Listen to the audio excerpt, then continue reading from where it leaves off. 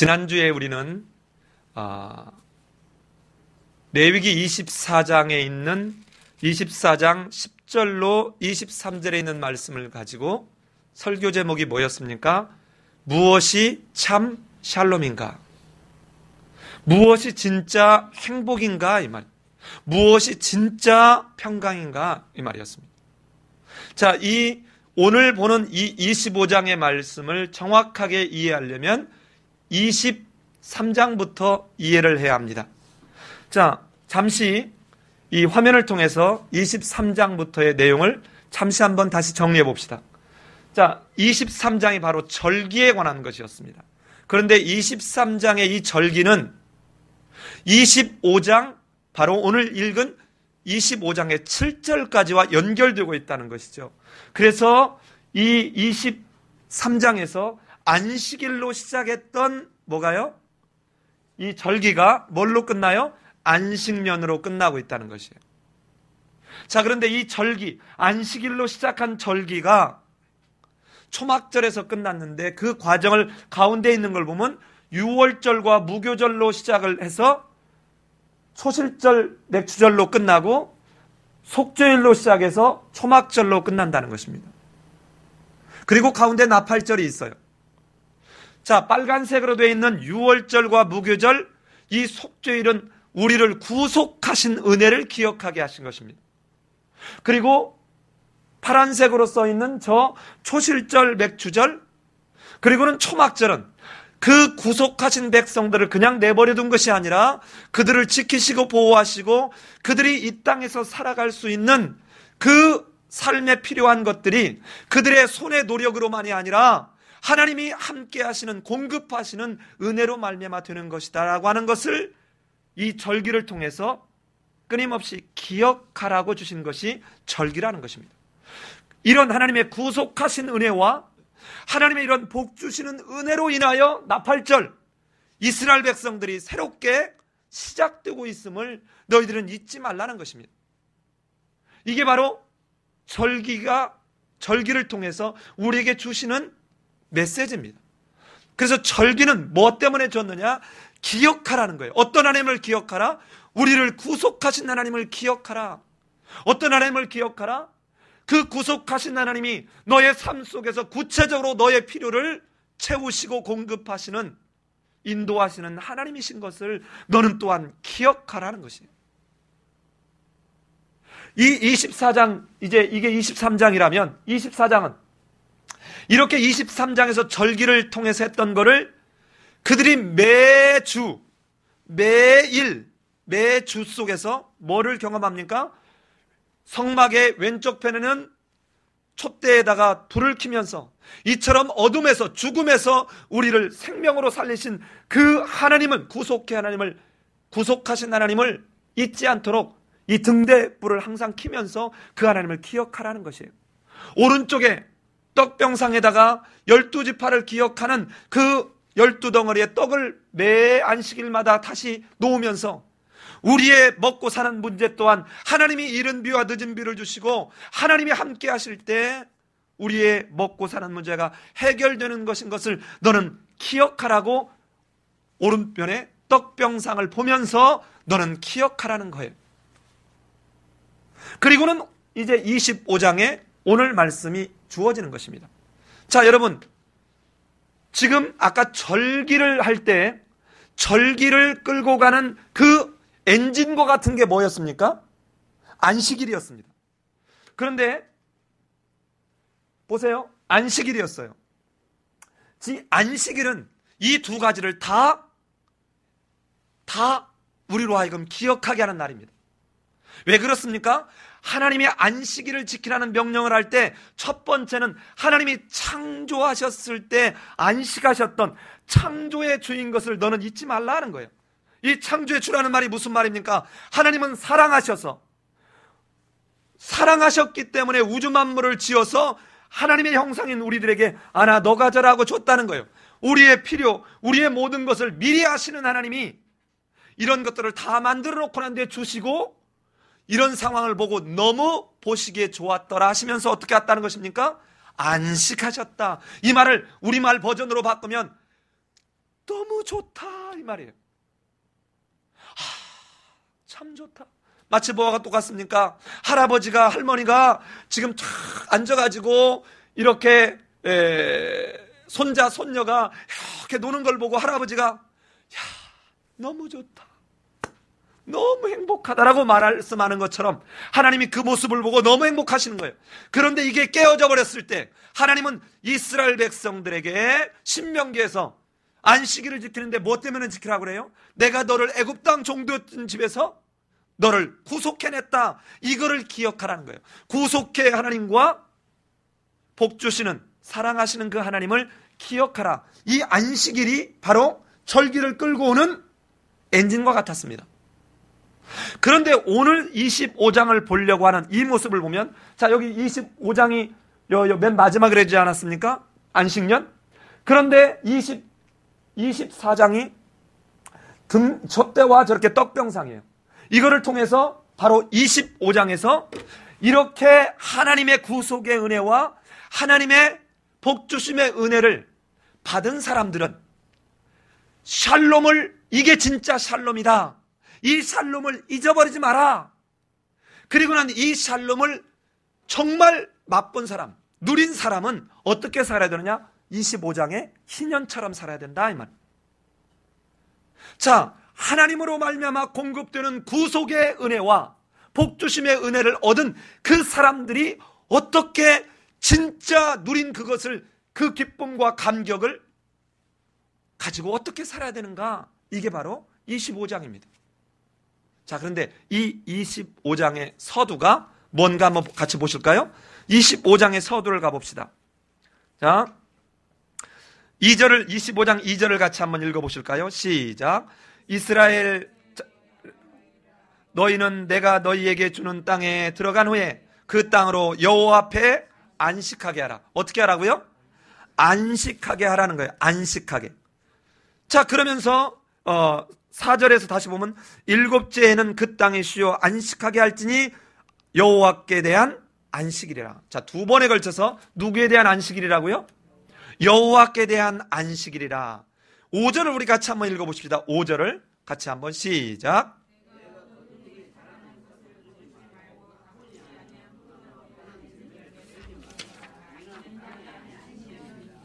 자, 그러면 이제 여러분 보십시다. 요거를 다시 보면 안식일은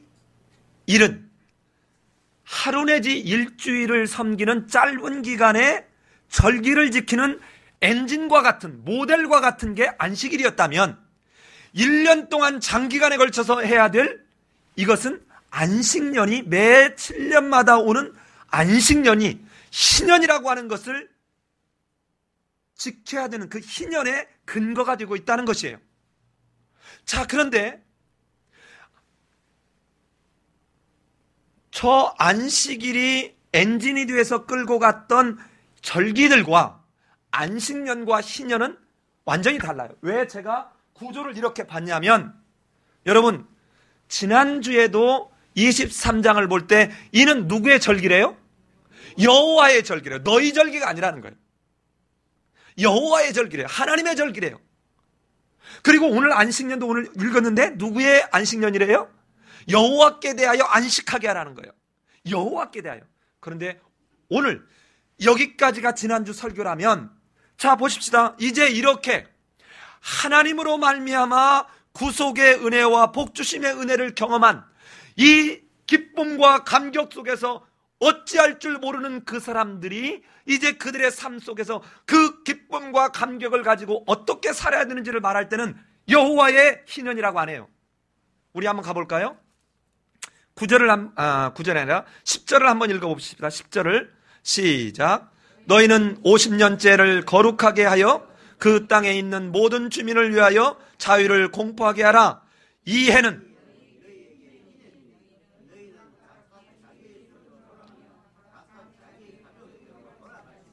자, 누구에게 희년이래요? 너희에게 희년이래요. 하나 더 볼까요? 11절. 제가 읽은 뒤에 두 단어만 읽어보십시오. 그 50년째 해는 누구의 희년이래요? 너희의 희년이래요. 너희의 희년이랍니다. 자, 그러면서 뭐라고 얘기하냐면 12절 또 봅시다. 12절 한번 읽어봅시다. 시작. 이는 희년이니 너희에게 거룩함이니라. 자, 보십시다. 희년이라는 말을 3번을 얘기하면서 3번에 걸쳐서 누구를 등장시켜요? 너희라는 거. 이제는 여호와의 그 은혜를, 구속의 은혜와 복주심의 은혜를 경험했던 그 사람들이 이제는 너희가 그 삶 속에서 어떻게 정말 기쁨과 감격의 삶을 살아야 되는지를 얘기하고 있다는 것입니다. 그런데 이거를 끌고 가는 그 모형은 뭐라고요? 안식년이에요. 안식년. 자, 그러면 1절부터 7절까지가 안식년입니다. 안식년이 뭐냐? 6년 동안 땅을 일궈서 땅 속에서 이 땅에서 곡식을 심고 과일나무를 심고 해서 추수해서 네가 이거 가지고 팔아서 뭐 예를 들어서 부도 누리고 이렇게 하라는 거예요. 그러나 7째는 파종하지도 말고 가꾸지도 말라는 것입니다. 그런데 여러분 내버려둬도 내가 파종하지 않아도 저절로 포도나무에 열매가 맺을 수 있고 사과나무에 사과가 열릴 수 있어요. 이것은 절대로 거두지 말라요. 수확하지 말라는 거예요. 자, 땅을 잘 들으셔야 됩니다. 너는 땅을 안식하게 하라, 이 말은 이 7년째 땅을 안식하지 않으면서 원래 자연 상태로 돌아가게 하라는 말이에요. 이 말이 무슨 말입니까? 원래 하나님이 창조하셨던 원래 땅을 사모하게 하는 거예요. 아담과 하와로 인해서 범죄함으로 깨져버렸던 그 에덴 동산을 늘 뭐하게 해요? 사모하는 마음을 갖는 거예요. 동시에 두 번째는 여기서 소출을 먹되, 그러니까 내가 거두지 않는 거예요. 씨를 파종하지도 않았어요. 열매를 과실나무를 가꾸지도 않았습니다. 그럼에도 불구하고 과일나무가 맺고 곡식이 자라면 이건 거두지 말라는 거예요. 거두지 말라는 거예요. 거두지 않으면서 원래 하나님이 너희에게 이렇게 주셨던 것을 기억하며 그 회복을 늘 너는 사모하라 하는 거예요. 이게 안식년이 안식일의 의미처럼 구속하신 하나님과 창조하신 하나님을 기억하게 하는 일입니다. 자, 이렇게 있는 열매는 뭐 하느냐? 너도 먹고 내 이웃도 먹고 내 남종도 먹고 내 여종도 먹고 거류하는 사람도 먹고 동물도 먹고 짐승도 먹고. 이 동물도 먹는다는 말은 집에 있는 동물이고 짐승은 야생. 이런 짐승들까지도 이거를 통해서 하나님이 원래 창조했던 아담과 하와가 죄를 범하기 전에 그 상태를 누리게 해라, 이 말입니다. 이게 안식년이에요. 자, 그러면 여러분 25장을 가보면요. 자, 이것부터 봅시다. 자, 25장을 가보면 25장은 크게 두 파트예요. 22절까지와 55절까지입니다. 자, 보면 1장부터 7절까지는 안식년을 지켜라, 이 말이고, 그리고 8절부터 17절까지는 희년에 대해서 소개를 하는데 안식년에 지켜라고 명령을 하시고 난 뒤에 약속을 하는 거예요. 그래서 먼저 18절로 22절을 보면 여러분 생각해 봐요. 6년째에 추수를 하고 난 뒤에 7년째 쉬면 6년째 중간부터 먹을 것, 그 다음에 7년째 먹을 것, 8년의 농사를 지으니까 8년 지나고 난 뒤에 추수하겠죠. 그러니까 3년이 먹을 걸 필요한 거예요. 그럼 우리는 보통 어떻게 합니까? 말도 안 돼요. 아니, 어떻게 우리는 3년 동안 못 먹고 살으라고요? 이렇게 얘기할 수 있잖아요. 그런데 하나님이 뭐라고 그러냐면, 우리 한번 20절 한번 읽어 보십시다. 제가 20절을 읽을 테니까 여러분이 21절을 읽어 보십시오. 만일 너희가 말하기를 우리가 만일 7째 해에 심지도 못하고 소출을 거두지도 못하면 우리가 무엇을 먹으리요 하겠으나,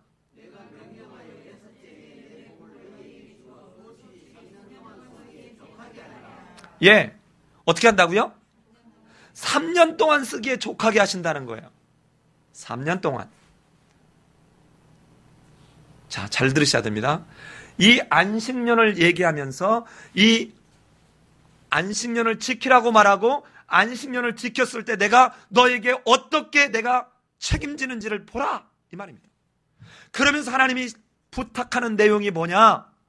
너는 꼭 내가 너를 구속하고 복 주신 은혜를 너는 잊지 말고 이거를 꼭 지켜라 하면서 여러분 18절에 이 부탁을 하는 거예요. 18절을 우리 같이 한번 읽어봅시다. 시작. 너희는 내 규례를 행하며 내 법도를 지켜 행하라. 그리하면 너희가 그 땅에서 안전하게 거주할 것이다. 19절에서 땅은 그것의 열매를 내리니 너희가 배불리 먹고 너희 거기 안전하게 거주하리라. 양쪽 끝에서 안전하게 거주할 것이다. 가운데에는 배불리 먹게 할 것이다. 이렇게 약속해요. 자, 그러면서 지금 이 안식년을 얘기하면서 무슨 얘기를 해요? 너는 꼭 이 안식년을 지키는 이 마음으로 이 법을 지켜라, 이 말이에요. 그러면서 가운데다 뭐를 줍니까? 바로 우리가 오늘 읽었던 희년의 소개를 하는 거예요. 희년은 어떤 게 희년이냐? 안식년이 7년에 한 번씩 돌아오는데 이 7년이라고는 완전수가 완전하게 2번에 걸쳐서 7번 돌아온 그 다음에 50년째 되는 해에도 뭐 하지 말라는 거예요? 파종하지도 말고 거두지도 말고 심지어는 모든 사람들에게 자유를 공포하라 하는 거예요. 자유를 공포하라. 자, 사실은 이 밑에 23절로 55절에 관한 이야기가 어디에 다 들어있냐면 10절에 다 들어있습니다. 10절에. 희년 준수를 얘기하면서 10절에 다 들어있어요. 우리 10절을 같이 한번 읽어볼까요? 10절을 시작. 너희는 50년째를 거룩하게 하여 그 땅에 있는 모든 주민을 위하여 자유를 공포하라. 이에는 너희에게 희년이니 너희는 각각 자기의 소유로 돌아가며 각각 자기의 가족에게로 돌아갈지며. 잘 들어보세요. 여기서 자유를 공포하라 이 말을 구체적으로 2가지로 말하는데요. 하나는 각각 자기의 소유지로 돌아가며, 이게 뭐냐면 토지 무르기입니다. 토지 무르기예요. 자, 이따가 뒤에 얘기하겠습니다. 토지 무르기. 2번째, 각각 자기 가족에게로 돌아가라. 이것은 노예로 되었던 사람들을 물러주는 거예요. 자, 이거 보십시다. 희년법에 크게 몇 가지냐면 4가지예요. 밑에를 여기 화면을 보십시다. 땅 무르기, 가옥 무르기, 그 다음에 가난한 형제의 채무, 빚 무르기, 그 다음에 빚으로 인한 종 무르기예요. 자, 지금 요 10절에서 말하고 있는 자유를 공포하라는 속에 맨 첫 번째 땅 무르기와 맨 밑에 종 무르기가 양쪽에서 대표적으로 처음과 끝을 이렇게 포함하고 있죠. 자, 이게 요 희년에서 지금 얘기하는 것입니다. 그 내용은 이제 그렇게 어렵지 않습니다. 자, 첫 번째 이제 토지 무르기를 보면 여러분, 땅은 잘 들으셔야 돼요. 아담과 하와가 에덴 동산을 하나님에게 받을 때 하나님에게서 돈 주고 샀습니까? 아니면 그저 공짜로 받았습니까? 그저 공짜로 받았어요. 그런데 이 이스라엘 백성들에게 가나안 땅을 주실 때 너희가 가서 저 아말렉 7족속을 너희가 힘써서 싸워서 너희가 승리하면 내가 전리품으로 주겠다 이랬습니까? 아니면 내가 너희 조상들에게 약속한 대로 너희에게 선물로 주겠다고 그랬나요? 선물로 주겠다고 그랬습니다. 이 선물로 주었기에 너희에게는 소유권이 아니라 너희는 사용권이 있다는 거예요. 점유권만 있다는 거예요. 자, 그래서 이 하나님이 뭐라고 얘기하냐면 23절 한번 읽어봅시다. 제가 읽은 뒤에 그 다음을 여러분이 읽어보십시오. 토지를 영구히 팔지 말 것은, 토지는 다 누구 거라고요? 다 하나님 거래요. 하나님 것이기에 토지를 팔 수는 없다는 거예요. 그러면 이 사람들은 뭐냐? 여러분, 그 다음 이어지는 말이 뭐라고 했어요? 너희는 거류민이요 그랬는데 이 거류민이요라는 말보다 더 바른 해석을 저보고 하라면 소작인이요 이 말이에요. 뭐라고요? 소작인. 하나님이 원래 소유주고 이들에게 지금 여기를 마음껏 그들의 사는 동안 이 율례와 규례와 법도를 지키면 여기를 마음껏 자기들이 경작해서 누리고 살게 했다는 것이에요. 마치 에덴 동산을 받았던 것처럼 역시 가나안 땅을 그렇게 하나님이 주셨다는 거예요. 그래서 너희가 이 토지를 이제 보세요. 돈이 없는 이 네 가지의 순서, 땅 무르기, 가옥 무르기, 그 다음에 빚 얻기, 그리고는 노예 살기, 이게 점점점 가난이 심해지는 상황이에요. 맨 처음에 여러분, 자, 내가 돈이 없어. 그럼 맨 처음에 뭐 팔아요? 땅 팔아요. 자, 땅 다 팔았어요. 그 다음에는 뭐예요? 집 팔아요. 자, 땅 팔고 집 팔으면 그 다음에 돈이 없어. 그럼 뭐예요? 빌려요. 사채도 써. 이제 이게 안 되니까 나중에 오늘날 사채업자들이 뭐예요? 뭐 쓰라고 그래? 신체 포기 각서. 그리고는 저 섬에 굴다는 사람 뭘로 잡아가지요? 이 순서예요, 순서. 그대로 점점 그 가난의 정도가 심해지는 거예요. 그래서 나중에는 자기 몸을 구속당하는 데까지로 발전하는 것입니다. 자, 그런데 여기서 보면 우리말 성경에 우리 한번 읽어볼까요? 어디를 읽어보냐면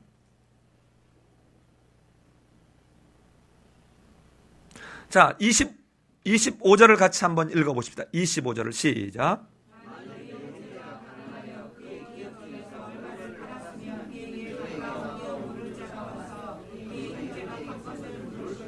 자, 여러분 이거를 혼동하면 안 됩니다. 이때 판다는 것은 소유권을 판다는 게 아니에요. 뭐를 판다는 거예요? 사용권, 임대권을 판다는 거예요. 자, 하나님의 것이라고 했잖아요. 그런데 이거를 임대권을 파는 거예요. 그런데 이 임대권을 팔을 텐데 어떻게 해야 되냐면 이 임대권을 팔았다 해도 그 집안의 누군가가, 그 지파의 누군가가 대신 갚아주면 즉시 이걸 돌려줘야 된다는 것이에요. 또 두 번째는 이 사람이 돈을 모아가지고 가서 갖다 다시 상환을 하면 즉시 돌려줘야 된다는 것이에요. 세 번째, 그래도 안 됐을 때는 50년이 되면 49년 동안, 최장 49년 동안 이거를 내가 그 임대권을 내가 가지고 있다가 50년이 되면 어떻게 해라? 반드시 돌려주라는 것입니다. 반드시 돌려주라는 것. 그런데 이때 여러분 이 임대권을 가지고 내가 팔을 때 어떻게 해야 되냐면, 자, 지금 신년을 공포하는데 국가적인 차원에서, 공동체적인 차원에서 신년을 공포할 게 최장 49년이 남아있을 수 있고 10년만 남아있을 수 있고 5년만 남아있을 수도 있죠. 예를 들어서 2020년이 신년이다. 그러면 지금이 2013년이니까 7년 남았잖아요. 이 7년에 해당하는 것만 돈을 받고 팔아야 되고, 이 하는 사람도 그에 맞게 돈을 줘야 된다는 거예요. 근데 이 사람이 예를 들어서 막 이 돈을 빌리려고 하는 사람이 너무 형편이 어려워가지고 나 좀 도와주세요, 나 좀 도와주세요 하니까 49년이 남았는데도 7년 남은 것처럼 이렇게 하면 안 된다는 거예요. 그 말이 어디에 있냐면 17절에 있습니다. 17절. 자, 같이 한번 읽어볼까요? 시작. 너희 각 사람은 자기 이웃을 어떻게 하지 말라고요? 속이지 말라는 거예요. 속이지 말라는 거예요. 이 속이는 게 뭐예요? 어떤 사람은 지금 돈을 빌려주는 사람 입장에서는 49년이 임대권을 쓸 수 있는데 7년밖에 없는 것처럼 적게 주려고 하지 말고, 또 가져오는 사람은 7년밖에 안 남았는데 더 거짓말 쳐가지고 더 많이 남은 것처럼 이딴 짓 하지 말라는 거예요. 그러면서 그 뒤에 뭐를 붙입니까? 내 하나님을 뭐하라? 경외하라. 이 말은 무슨 말입니까? 하나님이 다 보고 계시고 듣고 계시고 감찰하신다. 하나님을 경외하라. 이 말은 하나님을 두려워하라. 하나님이 다 보고 계신다. 이 말입니다. 자, 그래서 토지 모르기는 이 토지 자체의 소유권을 팔고 사고 하는 것이 아니라 임대권을 사고 파는데, 이때 설사 이 사람이 돈이 없어서 49년 이내에 와서 물을 수 있는 상황이 안 됐을 때는 어떻게 하느냐? 무조건 50년째에는 그 지파에게로 땅을 돌려줘야 돼요. 자, 여러분, 땅을 돌려준다 이 말을 잘 보세요. 이 땅을 돌려준다, 원래 지파에게로 돌아간다 이 말이죠. 아까 안식년에서 너는 경작하지 말라 이 말이 무슨 의미라고 그랬습니까? 원래 하나님이 창조했던 그 에덴 동산의 모습으로 돌아가게 해주면서 그 원래 그 모습을 사모하게 했던 것처럼 이들로 하여금 다시 시작할 수 있는 새로운 시작의 새로운 삶을 시작할 수 있도록 그들에게 기회가 주어지게 하는 것이에요. 이게 하나님의 은총입니다.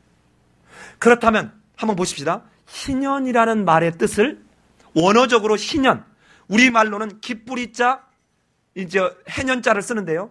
이 원어적 의미는 뭐냐? 순양이다 이 말이에요. 그리고 순양의 뿔나팔이다 이런 의미가 있습니다. 자, 그러면 잘 보세요. 여러분 언제 순양의 뿔나팔로 소리를 불었죠? 언제? 속죄일에 7월 1일에 뿔나팔로 속죄일은 뭐였어요? 모든 백성의 뭐가? 죄가 다 용서됐음에 의한 감사와 감격의 그 신호가 뿔나팔을 부는 거예요.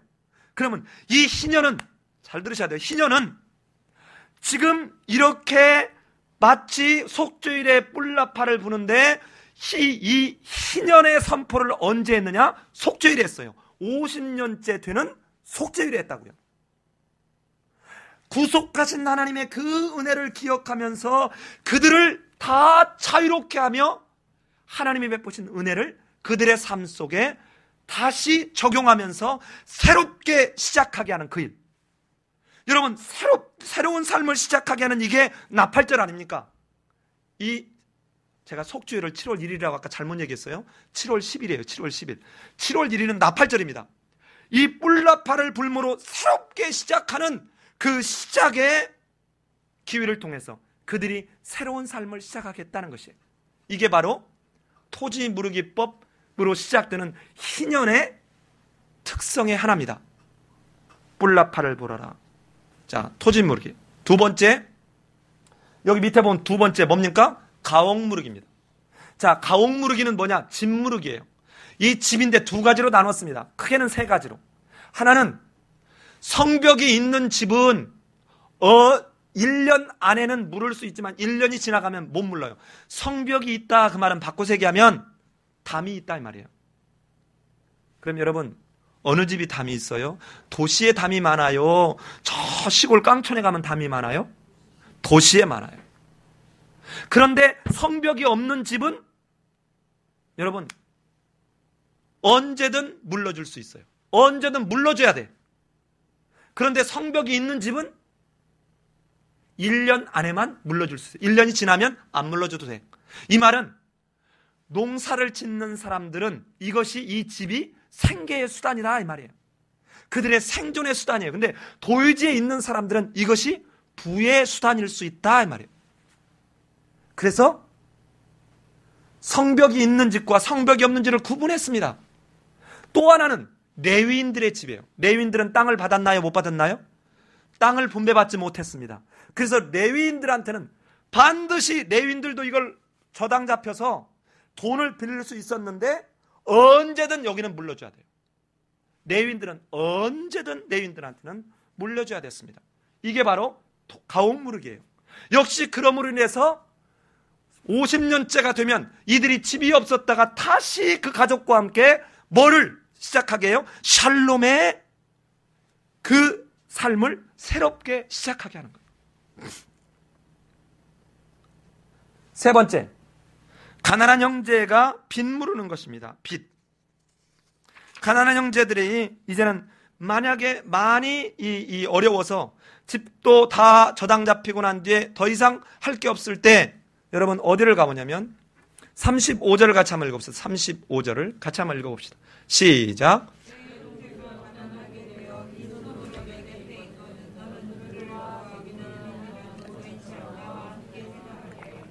예, 누가? 너희 형제가, 동포가 이 말이에요. 동족이, 즉 택함받은 이스라엘 백성들이 그렇게 되면 너희는 그에게 빚을 빌려주라 이 말이에요.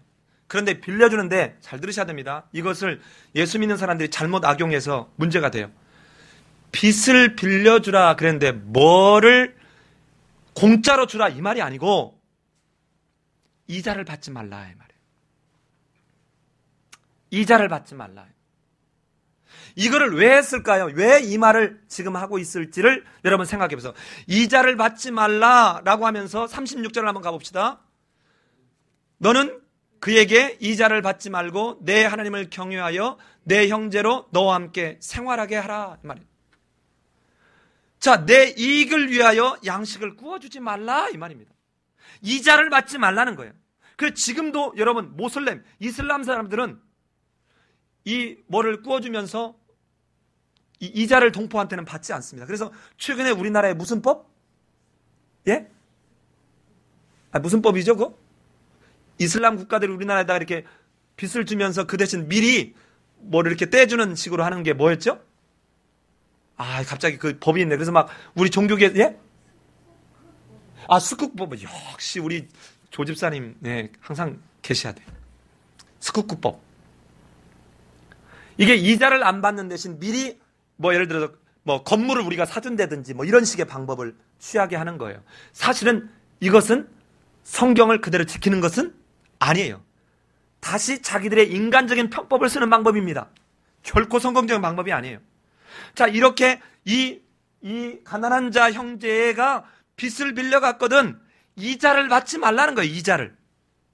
왜 이자를 받지 말아야 되느냐? 38절 한번 읽어볼까요? 38절 시작.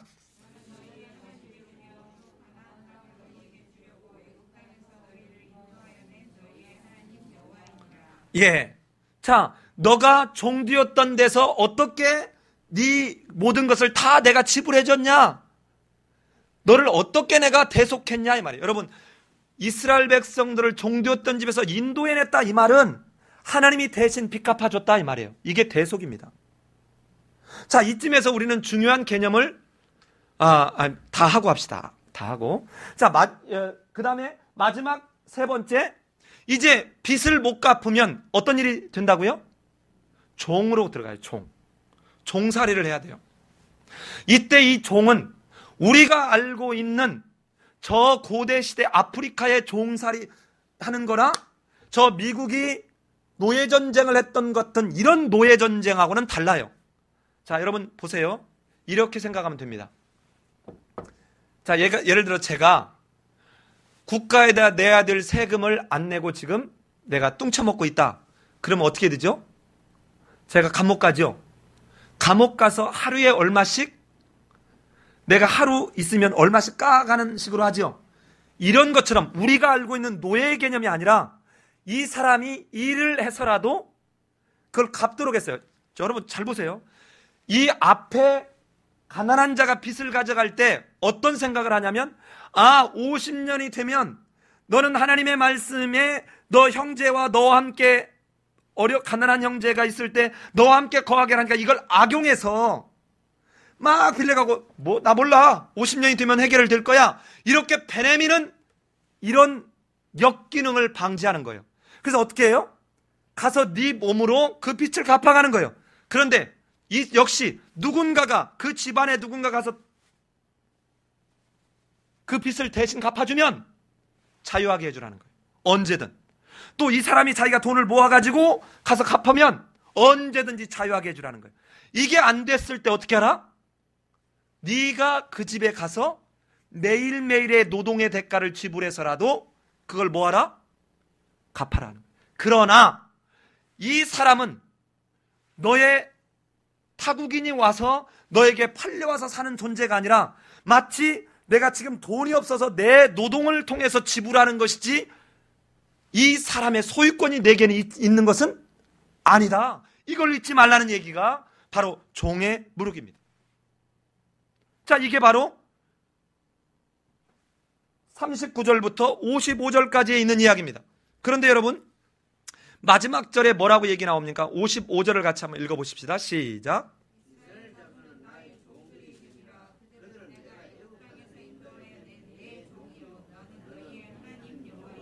예. 이 너에게 지금 빚을 빌려갔다가 갚지 못한 사람들이 어쩔 수 없이 지금 돌아와가지고 너 집에 노동을 하고 있다만 이 사람은 네 종, 네가 가지고 있는 노예는 아니라 이들은 누구의 종이다? 내 종이다. 마치 뭐하고 똑같아요? 토지는 누구 것이다? 내 것이다 라고 하시는 것처럼 이 사람들은 네 것이 아니라 소유권이 네게 있는 게 아니라 일시적으로 이 빚을 갚기 위해서 너에게 잠시 노동력으로 너에게 붙잡혀 있는 것이다. 이걸 잊지 말라는 거예요. 자, 그런데 여러분, 이 지금 네 가지의 방법을 통해서 이 성경에서 말하려고 하는 게 뭘까요? 자, 보십시다. 여러분, 저랑 한번 가면서 한번 같이 읽어보십시다. 어디를 가보냐면 24절에 제가 읽은 뒤에 여러분 한 단어만 읽어보십시오. 너희 기업의 온 땅에서 그 토지 무르기를 허락할지니라 그랬어요. 25절에서 만일 내 형제가 가난하여 그 기업 중에서 얼마를 팔았으면 그에게 가까운 기업 물을 자가 그 형제에게 판 것을 물을 것이요. 26절에서 만일 그것을 물을 사람이었고 자기가 부유하게 되어 물을 힘이 있으면, 자, 지금 제가 뭐를 반복적으로 읽게 해요? 물을 자. 29절에서도 물을 수 있나니 그 기한 안에 물이려니와 30절에서도 1년 안에 무르지 못하면, 이 무른다는 말이 많이 나오죠. 그런데 저 뒤에 48절을 가봅시다. 역시 여러분 뒤에 가서 한 절만 읽어보십시오. 한 단어만. 그가 8년 후에 그에게는 속량받을 권리가 있나니 그의 형제 중 하나가 그를 속량하거니와 49절 또는 그의 삼촌이나 그의 삼촌의 아들이나 그를 속량하거나 그의 가족 중 그의 살부치 중에서 그를 속량할 것이요 그가 부유하게 되면 스스로 속량하되. 자, 이 밑에서는 끊임없이 뭔 얘기를 해요? 속량한다. 여러분, 무르기 한다는 말이나 속량이나 원어적으로 같은 말입니다. 자, 그럼 무슨 말입니까? 잘 보십시오. 하나님이 이스라엘 백성들을 지금 값을 주고 찾아온 거예요. 뭐 했습니까? 하나님이 무르는 자가 되었고 속량하는 자가 되었어요. 이 은혜를 받은 너가 이제 네 삶 속에서 뭐 하라는 거예요?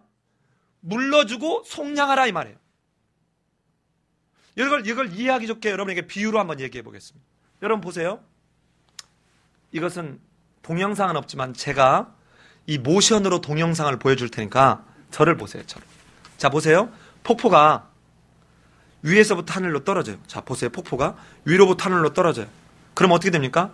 여기서 물이 떨어지면 여기서 한번 높이가 얼마큼 오를지는 모르지만 떨어졌다가 어떻게 돼요? 옆으로 이렇게 퍼지죠. 그렇죠? 하나님에게서 우리가 받은 은혜를 어떻게 하라는 거예요? 옆으로 펼쳐라는 거예요. 하나님에게서 받은 구속의 은혜, 복 주심의 은혜를 경험했으면 어떻게 해라? 옆으로 펼쳐져라. 자, 이 모습이 뭔가 잘 봐요. 이렇게 해서 이렇게 펼쳐져라. 이게 무슨 모습이에요? 십자가의 모습이에요. 하나님이신 예수 그리스도가 하늘에서 인간으로 이 땅에 오셔서 우리의 죄를 물러주신 그 은혜를 기억하면서 너희는 서로 뭐하라? 사랑하라. 너희는 서로 사랑하라.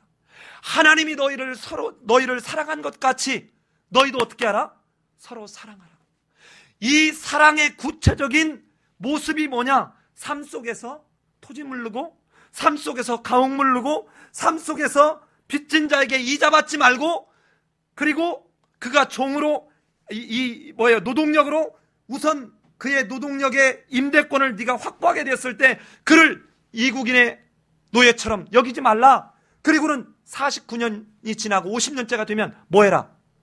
그를 자유하게 해라. 하나님이 너를 자유하게 한 것처럼 너를 자유하게 하라는 것입니다. 이게 오늘 성경 본문입니다. 여러분, 본문이 길지만 설교가 그렇게 안 길죠? 자, 보십시다. 이제 오늘 이 말씀을 한번 정리해 봅시다. 이렇게 안식년과 희년을 얘기하면서 끊임없이 하나님이 하시는 말씀이 세 번에 걸쳐서 무슨 얘기를 합니까? 17절에서 여러분 무슨 얘기를 해요? 내 하나님을 뭐하라? 경외하라. 36절에서 내 하나님을 경외하라. 43절에서 내 하나님을 경외하라. 너희의 희년이다를 희년의 준수명령에서 세 번에 걸쳐서 말씀하신 하나님이 이 희년을 할 때 무슨 마음으로 하라는 거예요? 하나님을 경외하는 마음으로 하라는 것입니다. 이게 무슨 말입니까? 여러분, 제사 드리고 하나님을 섬기는 그 제사 드렸던 그 마음이 진짜 제사를 제대로 드렸다면 너는 네 삶 속에서 이웃사랑으로 펼쳐져야 된다는 거예요. 그래서 성경을 통으로 정리하면 두 가지입니다. 하나는 뭐예요? 하나님 사랑, 이웃사랑. 하나님의 사랑을 경험한 사람이 하나님을 믿는 믿음, 하나님을 경외하는 이것을 뭘로 표현한다고요? 이웃사랑으로. 어떻게? 내 몸과 같이. 이게 오늘 본문입니다. 그런데 여러분, 이스라엘의 역사에서는 어땠을까요? 왕정시대 이전에는 사회가 굉장히 비교적 이렇게 평등했습니다. 그런데 이스라엘 백성들이 어떻게 하나님 앞에 대들지요? 우리에게 뭐가 없으므로? 왕이 없으므로 라고 하니까, 그래 너희가 왕을 그렇게 원해? 왕이 있으면 너희 자식들을 아무데나 끌어갈 텐데, 너희 소유를 아무데나 이렇게 징집해 갈 텐데 그래도 괜찮겠지? 하고 묻는 장면이 사무엘상에 나와요, 안 나와요? 사무엘상에 나와요. 그런데 왕정시대 이후에 부자와 가난한 자 사이가 점점 심해졌다는 거예요. 우리는 무슨 생각을 자꾸 하냐면 뭔가 제도가 만들어지면 될 거라고 생각을 해요. 천만에요. 아닙니다. 여러분, 법규가 없어서 안 돼요? 아닙니다. 하나님이 이렇게 성경을 다 주었는데도 오늘날 아무리 성경 얘기를 해도 듣지 않잖아요. 안 듣습니다. 어떻게 해요? 내가 핀센트로 뽑아가지고 내 귀에 듣기 좋은 말만 뽑아서 들어요. 내 귀에. 이런 사람들을 향해서 뭐라고 합니까? 이 불법을 행하는 자들아. 얼마나 이 사회가 왕정 이후에 엉망이 됐는지 우리 한두 구절만 한번 가봅시다. 이사야서 5장 8절 한번 가봅시다. 이사야서 5장 8절. 이사야서가 어디가 있죠? 예? 예, 이사야서가 아가서 다음에 있죠? 예, 아가서는 예, 이사야서 앞에 있어요. 5장 8절 우리 같이 한번 읽어봅시다. 972쪽, 구약성경 972쪽. 자, 우리 같이 한번 한 목소리 읽어봅시다. 시작. 가옥에 가옥을 이으며 전투에 전투를 더하여 빈틈이 없도록 하고 이 땅 가운데 홀로 거주라 하는 자들아 화 있을진저. 자, 여러분 아까 봤죠? 가옥에 가옥을 계속해서 있대요. 얼마나 많이 탐욕을 부렸는지 알죠? 다시 말하건대 결단코 옳지 못합니다. 여러분 아까 말했잖아요. 이스라엘 나라는 지금도 우리가 45년에 해방됐는데 그들이 우리보다 3년 뒤인 1948년에 해방됐어요. 지금도 이스라엘 사람들은 땅을 사고 팔지 않습니다. 뭐만 사고 파느냐? 건물만.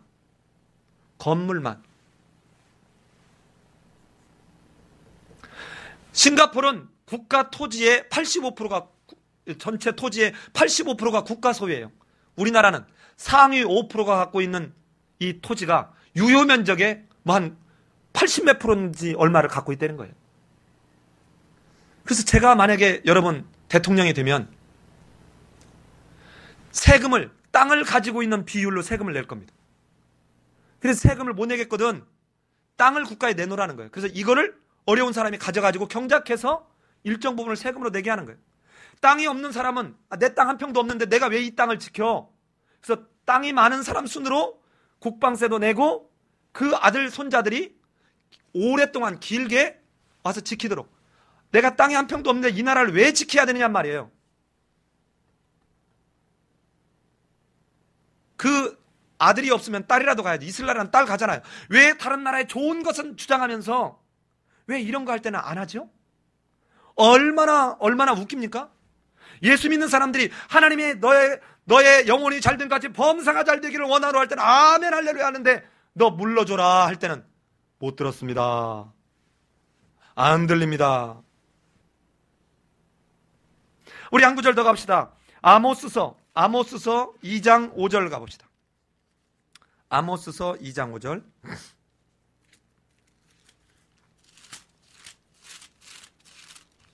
자, 요엘 다음에 있죠. 아모스서 2장 5절 1275페이지. 2장 2장 아니, 5절이 아닌데.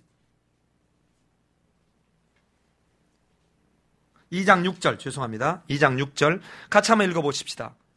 제가 읽은 뒤에 여러분이 한번 읽기 시작해보세요. 여호와께서 이와 같이 말씀하시되 이스라엘의 서너 가지 죄로 말미암아 내가 그 벌을 돌이키지 아니하리니.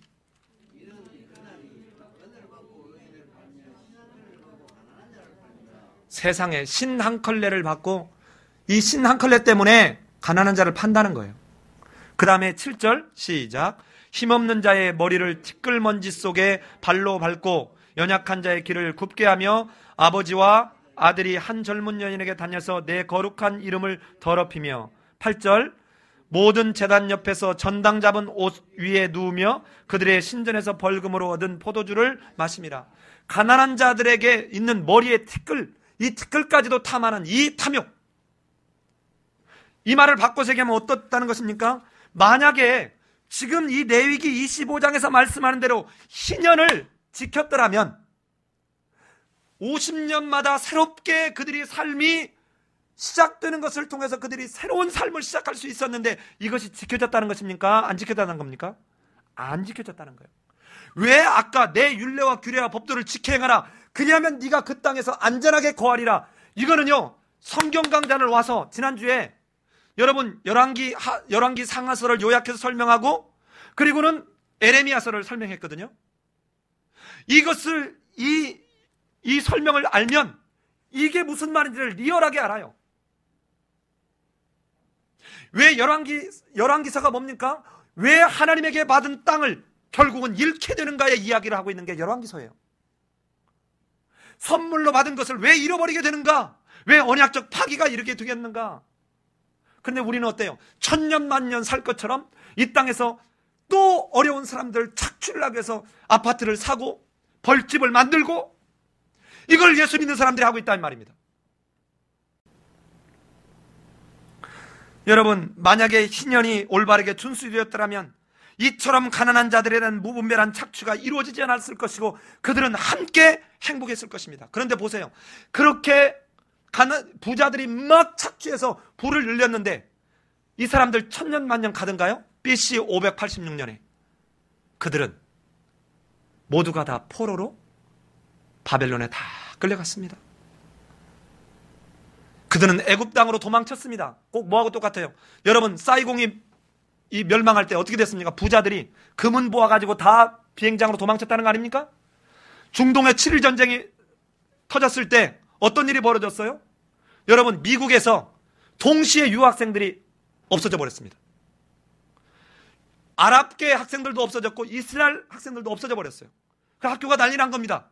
그래서 확인을 해봤더니 아랍계는 자기 조국 땅에서 전쟁으로 오라고 할까봐 겁나서 학교 때려치고 도망가 버렸고 미국의 다른 데로 숨어버렸고, 이스라엘 학생들은 자기 조국을 지켜서 다 조국으로 돌아가 버렸어요.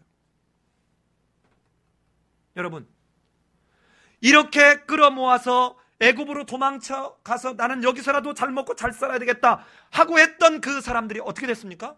칼과 기근과 연병이 따라가서 다 죽이겠다는 거예요. 이 대표적인 사례가 이것 이전에 누구였습니까? 엘리멜렉입니다. 룻기에 이 엘리멜렉이 가뭄과 기근에 우리 가족 살겠다고 재산 다 털어가지고 어디로 갔습니까? 사생자의 집안 모압으로 갔습니다. 그런데 어떻게 됐어요? 재산 다 날렸고 엘리멜렉은 죽어버렸고 하나님은 나의 왕이라고 이름은 거판하게 잘 지었어요. 그리고 난 뒤에 두 아들 기련과 엘련도 죽어버렸고, 아니 기련과 말련 또 죽어버렸고, 그리고 난 뒤에 이제 오르바와 누구? 룻 두 며느리 데리고 나오미가, 원래 나오미는 희순이다, 아주 기쁨이다. 그런데 내 이름을 더 이상 기쁨 희순이라고 말하지 마라, 나는 마라다. 도망쳤으나 됐어요? 안 됐어요? 안 됐습니다. 진짜 네가 그 땅에서 배불리 먹고 안전하게 가는 것은 하나님의 구속의 은혜와 복주심의 은혜를 너가 받은 대로 이웃과 나눠라 이거예요. 나눠라 이거예요. 그래야 너도 오래 산다 이것입니다. 너도 행복할 수 있다는 거예요. 지금 옆집 사람이 못 먹고 굶어 죽어가는데도 여러분 여전히 내 배꼽이 채우는데 급급하고 있는, 여러분 보세요. 세상 사람들이 전세금을 다 올리니까 예수 믿는 사람들도 똑같이 올려요. 똑같이. 여러분 1년에 2년 만에 4천만 원, 5천만 원 전세금을 올려달라고 하면 근로자가 무슨 재주로 올려주겠습니까? 그런데 예수 믿는 사람들이 세상과 아무 구별이 없다고요. 성경에서는 너희는 세상과 구별되라. 내가 너를 구별되게 만들었다. 그런데 왜 안 구별됩니까?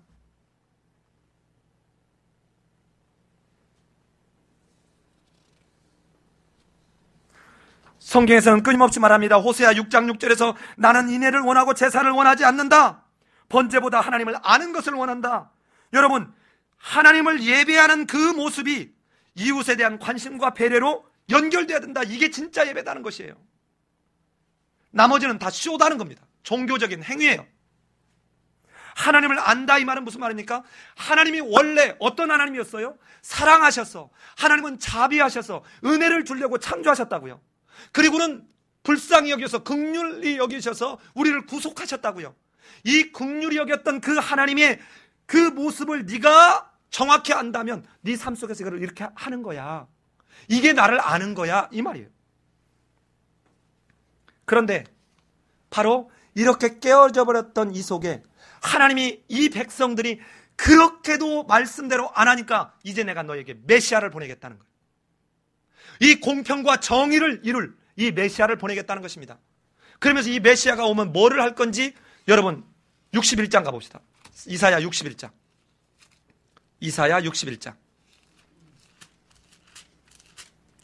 61장 1절로 3절입니다. 저랑 한번 1절을 같이 한번 읽어보십시다. 1절을 시작. 주 여호와의 영이 내게 내리셨으니 이는 여호와께서 내게 기름을 부으사 가난한 자에게 아름다운 소식을 전하게 하려 하심이라. 나를 보내사 마음이 상한 자를 고치며 포로된 자에게 자유를, 갇힌 자에게 노임을 선포하며. 2절 여호와의 은혜의 해라. 우리 하나님의 보복에 나를 선포하며 모든 슬픈 자들을 위로하되. 자 보십시오. 이 은혜해라 이 말은 무슨 말이냐면 희년을 말하는 거예요. 희년. 자, 이때 가난한 자에게 전해질 뿐만 아니라 갇힌 자에게 노임을 얻을 거다. 갇힌 자가 누구예요? 지금 빚 때문에 종살이 하면서 자유가 없게 된 자들이에요. 이 갇힌 자들에게 노임을 얻게 되는 이게 뭡니까 지금? 레위기 25장에서 하는 말 아닙니까? 메시아가 오면 이 일을 하게 하겠다는 거예요. 이 일을. 그런데 여러분 놀랍게도 예수님이 이 땅에 메시아로 오셔서 첫 번째 내가 설교한 그 예수님이 설교할 때 무슨 설교를 하면 내가 누군 줄 아냐? 하고 한 설교가 누가복음 4장입니다. 한번 누가복음 4장 가봅시다. 제가 이미 이전에 한번 설교를 하긴 했지만 누가복음 4장 17절을 봅시다. 17절. 자, 제가 17절을 읽을 테니까 여러분이 18절 한 절만 읽어주세요. 선지자 이사야의 글을 들이거늘 책을 펴서 이렇게 기록한 데를 찾으니 곧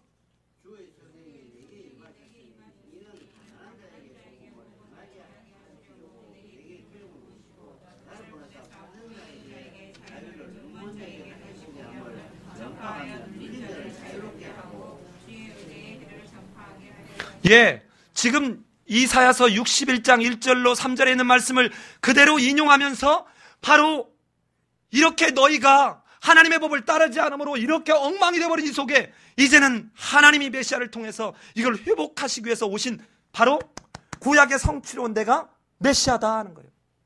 그러면서 내가 메시아다 그 말을 어디서 해요? 누가복음 4장 21절에 이에 예수께서 그들에게 말씀하시되 이 글이 오늘 너희 귀에 어떻게 했느니라? 응하였느니라. 내가 바로 누구다? 메시아다 라고 말합니다. 이 말을 다시 뒤에 가면 세례요한이 뭐라고 묻습니까? 오실 그이가 당신입니까? 우리가 다른 사람을 기다려야 됩니까? 그랬더니만 그때 다시 예수님이 이 세례요한이 보낸 사람들에게 설명한 내용이 바로 이 말을 다시 인용해요. 가난한 자에게 복음이 전파되고 눈먼 자가 눈을 뜨고 앉은 뱅이가 일어난다, 죽은 자가 살아난다고 가서 전해라. 여러분 정말 예수를 믿으면 여러분 삶 속에 구속의 은혜와 복주심의 은혜를 받은 대로 세상 속에 하나님의 말씀을 따라 순종하는 삶이 있어야 합니다. 그렇지 않고 여러분 새치 혀를 가지고 와서 나 예수 믿다는 입바름의 그 고백은 하나님의 이름을 망령되게 일컫는 것이요 하나님을 능멸하는 것입니다. 여러분 이걸 잊으서는 안 돼요. 너희들의 제사, 너희들의 비파, 수금소리 다 내가 진절머리가 난다. 이 하나님의 탄식을 우리는 정말 심각하게 들어야 합니다.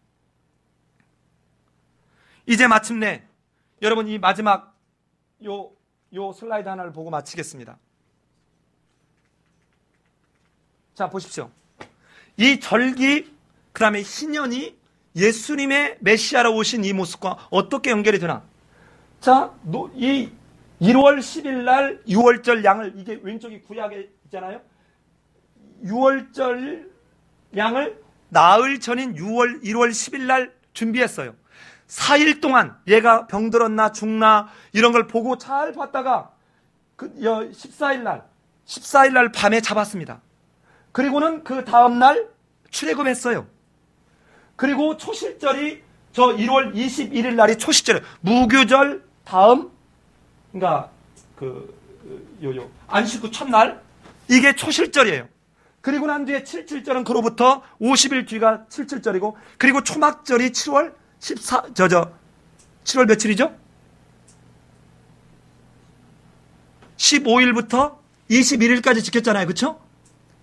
왜 이렇게 저만 뻘쭘하죠? 초막절. 7월 1일이 뭐예요? 7월 1일이 나팔절. 7월 10일이 속죄일. 7월 15일부터 일주일간이 뭐예요? 예, 초막절이에요. 자, 그런데 이게 오른쪽에 예수님하고 잘 보세요. 6월절 양을 준비할 때 예수님이 성전을 청소했습니다. 그리고 6월절 양을 잡는 날 예수님이 십자가에서 달려 죽으셨어요. 그리고 예수님이 3일 뒤에 예수님이 부활하셨습니다. 그래서 뭐라고 그래요? 초실절에 부활의 첫 열매가 되었다고 고린도전서에서 말하고 있습니다.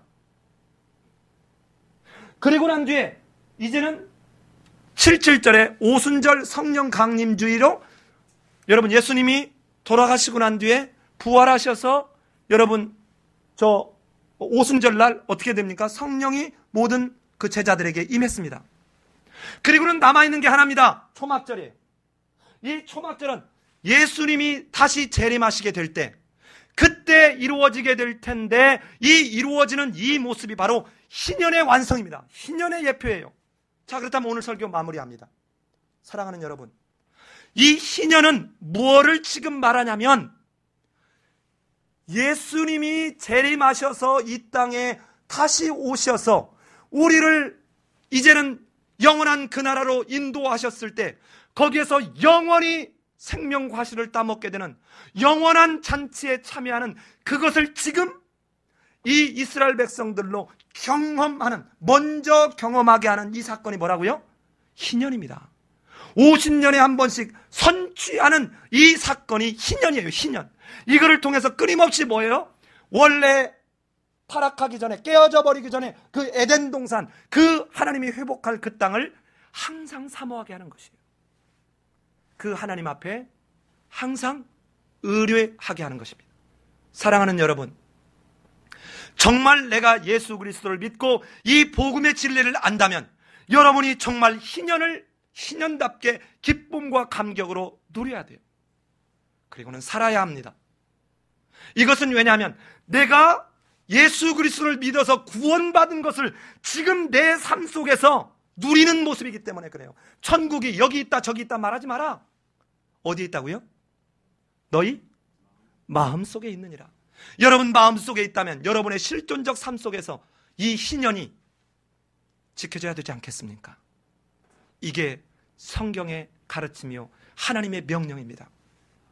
그럼에도 불구하고 우리는 내가 자의적으로 해석하고 내게 복 준다 잘 된다 이런 말들만 따가지고 쓰려고 하는, 그리고는 어떤 때는 이 성경 말씀을 어느 한 절만 딱 따가지고 이용해서 내 편할 대로 이용해가지고 남에게 해를 끼치고 남에게 피해를 뒤집어 씌우는, 이거는 결단코 성경적이지 않습니다. 우리 삶예배교회 성도들은 숫자가 적을지라도 하나님의 말씀대로 그대로 순종하려는 그 삶을 통해서 마침내 예수님 다시 오시는 그날에 네가 오늘 나와 함께 낙원에 거할 거다. 이 말은 무슨 말입니까? 진짜 희년, 그 하나님의 구원의 완성인 그 천국에서 잔치가 벌어지는 그 속의 초막절, 이 초막절에 네가 오늘 함께 참여하게 될 것이다. 이 복을 누리는 우리 성도님들 되시기를 예수님의 이름으로 기도합니다. 같이 한번 기도하겠습니다. 여러분, 오늘 23장부터 25장까지 있는 말씀을 상고해 봤습니다.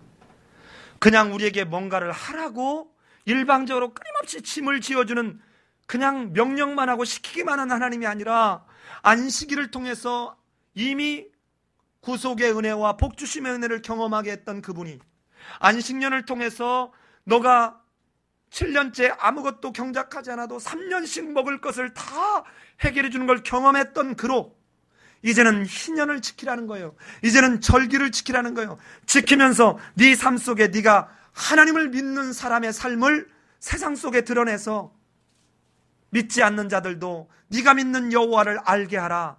이 말씀, 이 부탁하고 있는 것입니다. 그런데 어떻습니까? 오늘 여러분과 내 삶 속에 이 삶이 있습니까?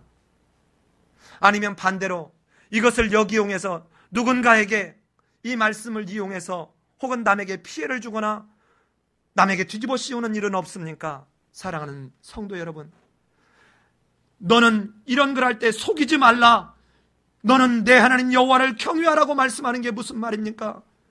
빌려주는 자나 빌려가는 자 모두가 하나님이 보고 계시고 하나님이 듣고 계시고 하나님이 감찰하고 계심을 잊지 말며 너는 하나님 앞에서 행하는 것처럼 네 삶 속에서 하나님의 거룩한 백성으로, 네가 구속받은 백성으로 그 기쁨과 감격을 누려가라고 말씀하고 있습니다. 하나님, 내가 이런 삶을 살 수 있도록 도와주옵소서. 이 시간 자기 목소리가 자기 귀에 들만하게 하나님 앞에 기도하는 시간 갖겠습니다. 기도합니다.